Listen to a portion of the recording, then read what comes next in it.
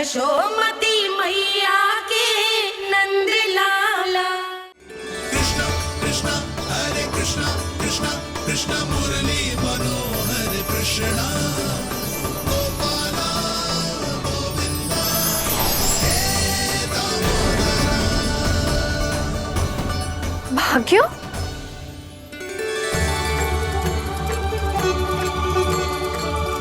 कान्हा, एक तो चोरी की और ऊपर से मूर्ख बना के भाग को। ये ठीक ना है, मुझे यशोदा जीजी को बताना ही होगा, और वो भी इसके घर पहुंचने से पहले।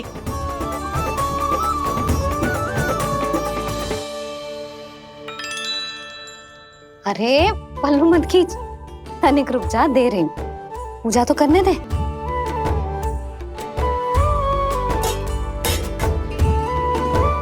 ले, अब जितना मन करे उतना प्रसाद खा।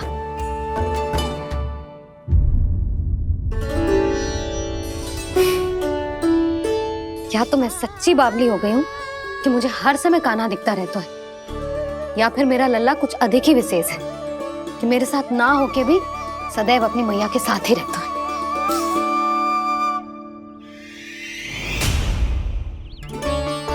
आज तो कैसे प्राण बचे, नारायण ही जानते हैं। मैं तो पाऊ को सिर पर लेके ऐसे सरपट भागो कि पूरे गोकुल में। अरे बड़ बोले, इस समय तो बड़ी बड़ी मत हाको। पर असली लाभ तो वानर महाराज ने उठाया है। पूरी की पूरी मटकी अकेले लेके निकल लिए। ये हमारी प्रतीक्षा कर रहा था ताकि हम माखन बांट सके।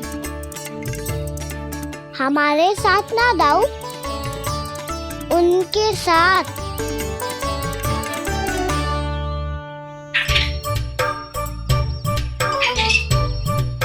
मैं समझ गो कान्हा, एक ना सभी जानवरों की भूख मिट जाए, इसलिए गया था तू सावित्री मौसी के यहाँ माखन चुराने। इससे पहले कि वो हमारे यहाँ पहुँच जाए, हमें घर पहुँचना होगा दाऊ, चाहे कछु हो जाए, पर देरी ना होनी चाहिए। इससे पहले कि बहुत समय बीत जाए, हमें ये समझना होगा कि लोभ आदमी की बुद्धि को भ्रष्ट कर देता है, हमारे सोचने समझने की क्षमता को नष्ट कर देता है। बहुत समय पहले की बात, एक साधु था, वो सुनसान घने जंगल में रहकर साधना करता था। ब्रह्म ज्ञान को प्राप्त करने ही वाला था कि अचानक से एक दिन उसे एक सुनहरी बिल्ली दिखाई थी। उसने उसे देखो तो सोचो कि ये तो बहुत सुंदर है, इसे तो मेरे पास रहना चाहिए, और उसने उस बिल्ली को अपने पास रख लिया। फिर उसने सोचो कि इसे तो दूध की आवश्यकता होगी और उसके लिए गाय की, तो उसने एक गाय भी रख ली। अब गाय को चारे की आवश्यकता होगी और चारे के लिए भूमि की। नारायण की कृपा से भूमि का प्रबंध भी हो गयो। अब भूमि को जोतनो है, चारा उगानो है, चारा काटनो है, और उसे गाय को खिलानो है। गाय को खिला के उसे दूध निकालनो है, और दूध निकाल के बिल्ली को पिलानो है। कार्य बढ़ गो। अब उसे लगो कि सहायता के लिए 2 जोड़ी हाथ और होने चाहिए, तो उसने विवाह भी कर लियो। कुछ समय बीतो और संतान हो गई, और उसे एक बड़े घर की आवश्यकता अनुभव हुई। इसी प्रकार धीरे धीरे लोभ ने उसे अपनी छाया में ले लिया, और वो नारायण की साधना कर ब्रह्म ज्ञान को पाने के अपने परम लक्ष्य को भूल गो। फिर अनेक वर्ष बीतने के पश्चात उसकी अपने गुरु से भेंट हुई। पहले तो उन्होंने उसे पहचाना नहीं, और पहचानो तो उनने कही कि एक बार, बस एक बार अपने कर्तव्य से भटका था तू, और देख कैसे देखते ही देखते लोभ के जंजाल में गहरे ही गहरे धंसता चला गया। सोचो, कहीं उस व्यापारी को धन के लोभ में अपना वचन देकर आप सब भी जे ही भूल तो ना करने जा रहे। परिवार, घर द्वार, भोजन, सुख शांति, जीने के लिए आवश्यक जिस सब कुछ तो है आपके पास। इसीलिए मुझे चिंता हो रही कि जिस प्रकार उस साधु ने ब्रह्म ज्ञान प्राप्ति का अवसर गवा दिया था, आप सब भी इस लोभ में आकर अपना सुख चैन ना गवा दो।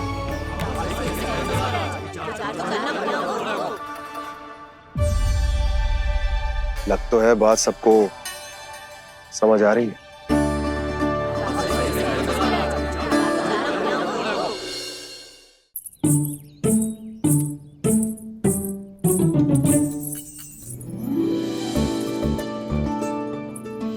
भाभी आसानी से ना मिलने देंगी कान्हा से, पर उसे देखे बिना रहा भी तो ना जा रहे हो मुझसे।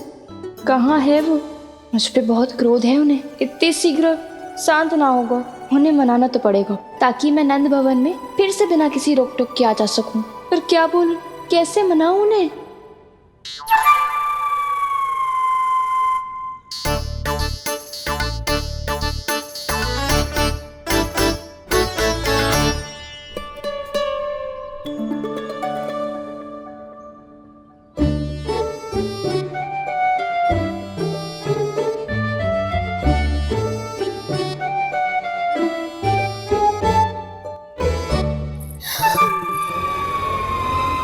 वाह, जिसने मेरे लल्ला पर चोरी का आरोप लगायो, वो ही आज मेरे घर में चोरी चोरी प्रवेश कर रही है। नाना भाभी, ऐसी कोई बात ना है।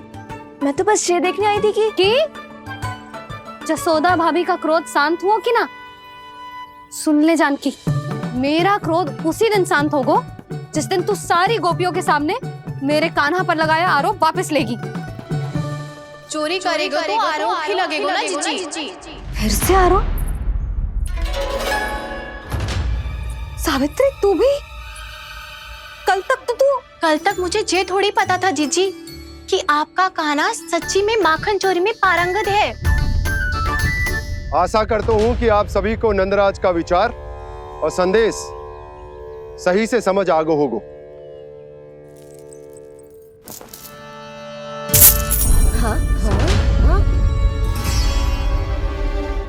सिक्कों की खनक बता रही है कि पोटली कितनी भारी है। एक ही दिन में कितनी धन पा गई जे। हमें भी इससे अधिक धन अर्जित करना होगा, तभी तो हम अपने उज्जवल का भविष्य उज्जवल कर पाएंगे। पहली बार कछु बुद्धि की बात की है तूने। नंदराज, हमारे मन में आपका बहुत सम्मान है, पर हम जो करना चाह रहे हैं वो लोभ ना है, वो तो विकास है। हाँ नंदराज, हम अपना और अपने संतानों का भला बुरा सोचे बिना कब तक अपना जीवन इस प्रकार जीते रहेंगे? फिर पिछले 4 वर्षों से हमने आपको कर भी तो ना दियो है। मुझे तो लगता है कि नंदराज की बातों पर शांति से सोच विचार के बाद ही कुछ निर्णय लेना चाहिए। ऐसा मौका बार बार ना आता। नहीं, हमें सोच विचार कर निर्णय लेना है सबने।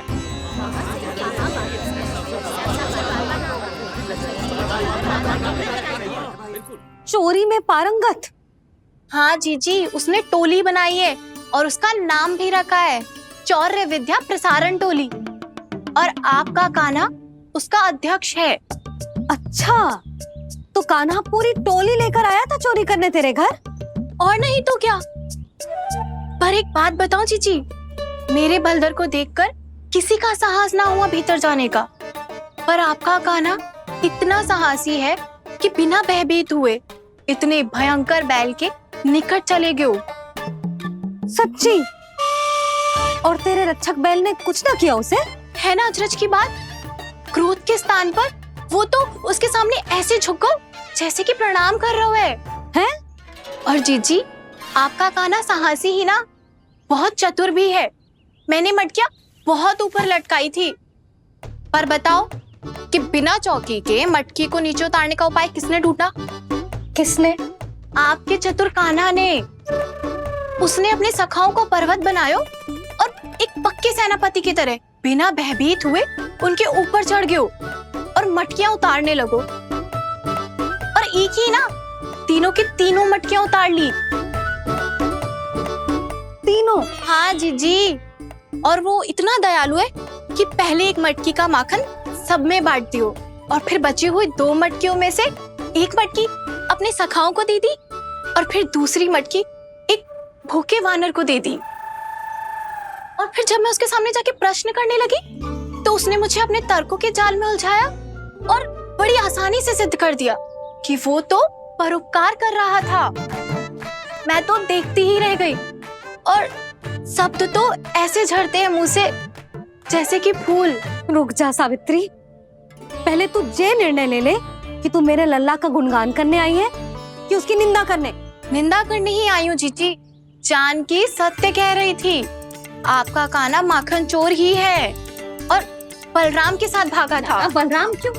वो तो साक्षात गरुड़ देव की पीठ पे बैठ के उड़ के आयो है, तभी तो तुझसे बहुत पहले आके यहाँ बैठ गओ ना। आ देख ले, आजा।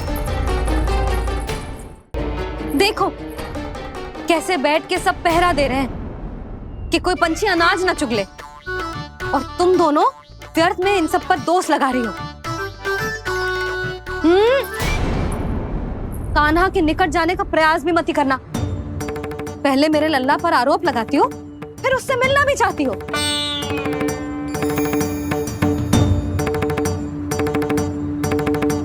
पर जीजी चोरी? अरे उसे तो चोरी का अर्थ भी ना पता होगा। तुम दोनों को नारायण का भय भी ना है क्या? हाँ, मेरे लल्ला पर आरोप लगाने से पहले तुम दोनों को लज्जा ना आई? हे नारायण, अब आप ही बताओ मैं क्या करूं। लग तो है किसी की घोर दृष्टि लगी है कि बार बार मेरे लल्ला पर आरोप लगते हैं। किसी की क्या, तुम दोनों की दृष्टि लगी है। या तो तुम दोनों मनगढ़ंत कथाओं को सत्य बताना छोड़ दो, या फिर कृपा करके मेरे घर आना बंद कर दो।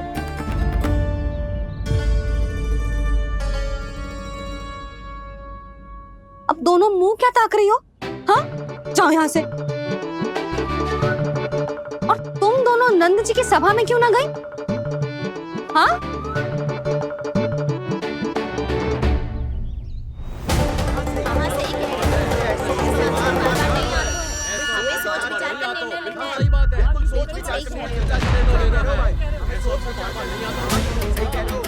जी कौन? पहले तो कभी ना देखो इसे।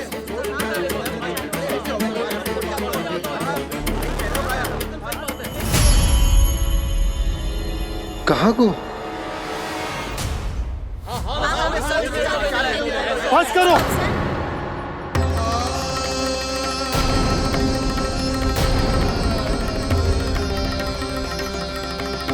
मेरी आंखों के सामने मैं गोकुल में इस तरह फूट पड़ते ना देख सकता। राजा हूं मैं, परंतु आज तक मैंने कोई भी निर्णय आप सब पर ना थोपो और ना ही आज थोपूंगा। मुझे पता है आप सबके पास कल सूर्यास्त तक को समय, इसीलिए मेरी विनती है कि आप घर जाकर रात्रि को इस बात पर पुनः विचार अवश्य कीजिएगा। सोचिएगा कि कोई भी व्यापारी अविश्वसनीय रूप से सस्ता क्रय विक्रय क्यों करेगा जब तक कि उसका कोई छुपा हुआ लाभ ना हो। हमें सोचना होगा कि कहीं हम उसके बिछाए जाल में फंस तो ना रहे।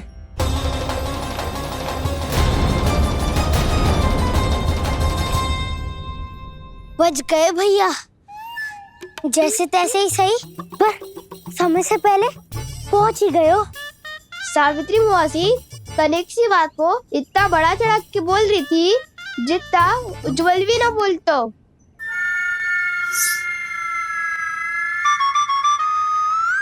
वैसे आनंद तो बहुत आयो, सच्ची। हाँ, बेहतर लगा तो माखन भी तो मिल रहा और परोपकार भी होगा। बता कान्हा, और किसके घर जाना है अब? आज ही तो हमें शिक्षा मिली है, इतनी शीघ्र भूल गए तुम सब। लोग के चक्कर में पड़ोगे तो फंसोगे। लोग के चक्कर में पड़ोगे तो फंसोगे।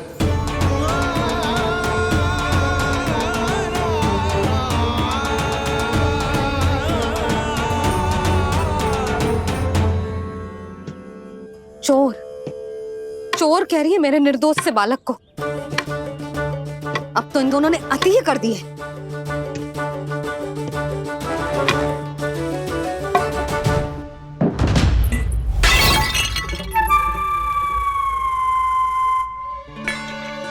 से भी अभी फूटना था।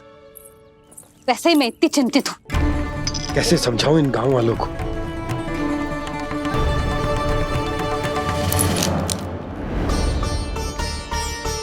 कोई समझने को तैयार ही ना है। लगता है सबकी बुद्धि भ्रष्ट हो गई है। सही कह रही हो यशोदा तुम। मुझे तो लगता है कि सोचना समझना ही छोड़ दिया सबने। अनेकों तर्क देके समझा दियो, सिद्ध कर दियो, पर इनकी मोटी बुद्धि में कछु आतो ही ना है। यशोदा तुम तो तर्क की कह रही हो, मैंने तो उदाहरण देकर समझाने को प्रयास किया, पर अपनी बुद्धि के आगे कछु ना समझ में आ रहा इन गांव वालों को। क्या सारे के सारे गांव वाले मेरे लल्ला पर आरोप लगा रहे हैं? जी क्या कह रही हो तुम? मैं तो गांव वालों की बात कर रहा हूं जो नारायण के नाम पर वचन देकर उस अपरिचित व्यापारी को अपने दूध, दही, घी, माखन सब देने को तैयार है। लो कर लो बात। मैं गोपियों की बात कर रही हूँ जो लल्ला पर माखन चोरी का आरोप लगा रही हूँ। और आज तो सावित्री ने भी लल्ला को माखन चोर कह के पुकारो है।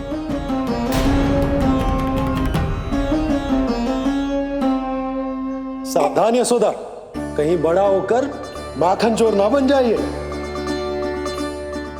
अच्छा ये सब आप छोड़ो, स्त्रियों की बात है, मैं संभाल लूंगी।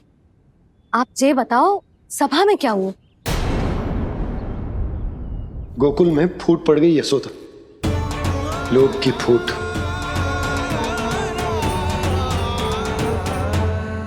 अरे रुको रुको रुको, व्यापारी जी रुकिए रुकिए। नंदराज ने प्रयास तो बहुत किया था व्यापारी जी, पर कुछ व्यक्तियों को छोड़ करके किसी के कान पे जूं तक नहीं रेंगी। इसका अर्थ फूट पड़ चुकी है लोभ की वजह से। बहुत ही शुभ समाचार लाए हो गुप्तचर। अब शीघ्र ही दिखेगा लोभ का चमत्कार।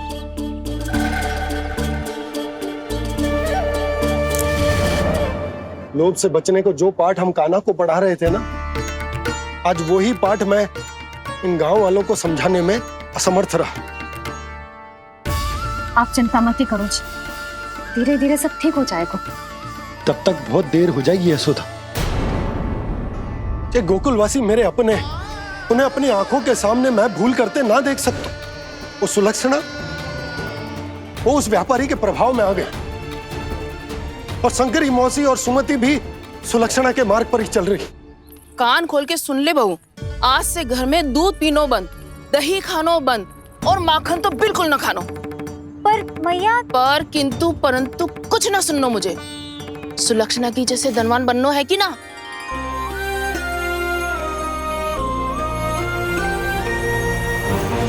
तो फिर जैसा मैं कहती हूँ वैसा कर, तभी तो अधिक से अधिक दूध, दही, माखन बेचकर अधिक से अधिक धन अर्जित कर पाएंगे हम। सुलक्षणा को उस व्यापारी की तरह धनवान बनना है और शंकरी मौसी को सुलक्षणा की तरह। ऐसे तो पूरा गांव ही लोभ में पड़कर कल उस व्यापारी के पास पहुंच जाएगा। अब तो फिर स्त्रियों को मुझे अपने ढंग से समझाना पड़ेगा।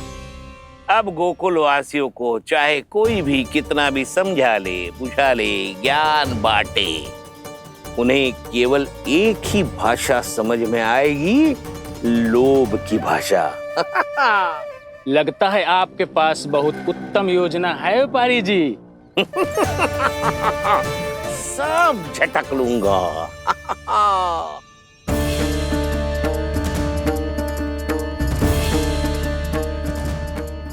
आपको क्या लगता है प्रभु, मैया के समझाने से गोपियाँ समझेंगी?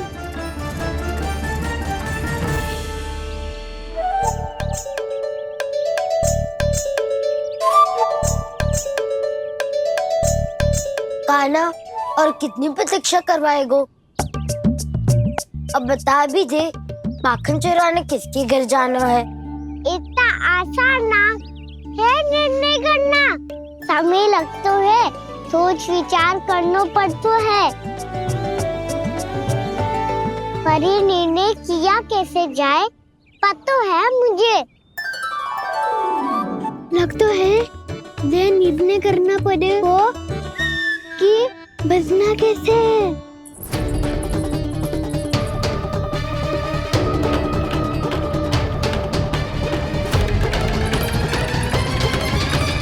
सावित्री मौसी ने हमारे चौरे विद्या प्रसारण के बारे में सबको बता दियो क्या?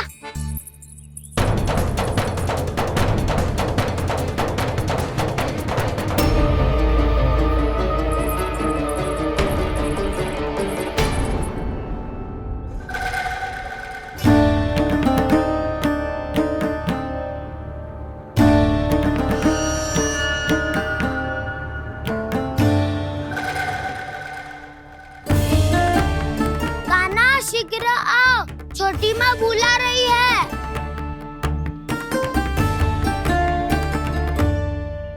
अब डांट भी पड़ेगी और कुटाई भी होगी। चौरी विद्या प्रसारण कल ही आरंभ हुआ था और आज ही समाप्त हो जाएगा। सब इतने गंभीर क्यों है आज? गंभीर तो होंगे ही ना दाऊ, क्योंकि मैया आज अच्छा वाला पाठ पढ़ाने वाली है।